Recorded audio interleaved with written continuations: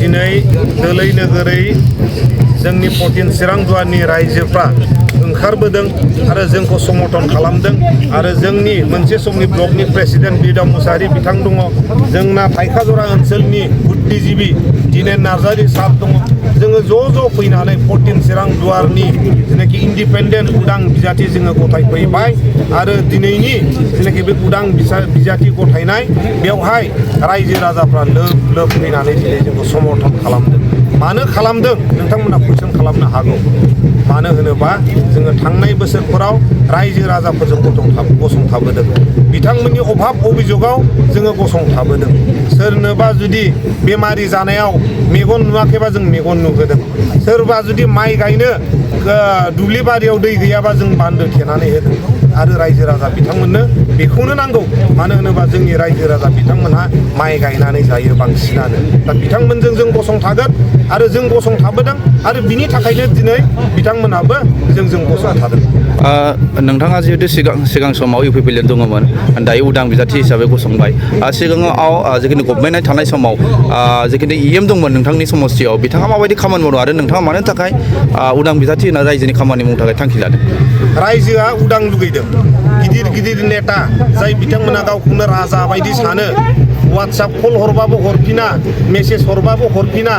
बेफोरनिफ्राय उदां लुगैदों रायजो राजा बिथांमोनहा मानो होनोबा बिथांमोना गावनि साननायखौसो रायजो राजाफोरनि सायाव इम्पजिसन खालामनो नागिरो दा बिथांमोनहा लुगैदों उदां बिजाथि नांगौ जायनि सायावनाखि रावबो राजाफोरनि रावबो गिदिर नेताफोरनि नारसिननाय थाया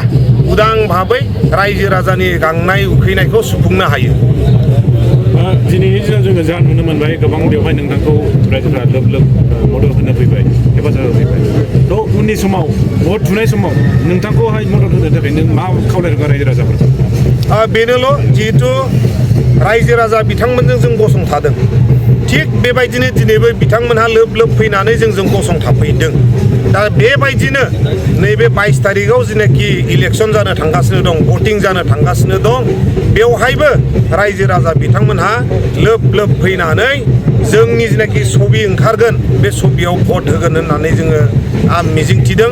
आरो आङो बेखौनो बिथांमोननो बुंबावदों जोङो रायजो राजानि थाखायनो ओंखारदों रायजो राजानि थाखायनो गसंथानानै जोङो खामानि मावलांगोन दिनै जोङो गावनि उदैनि थाखायल'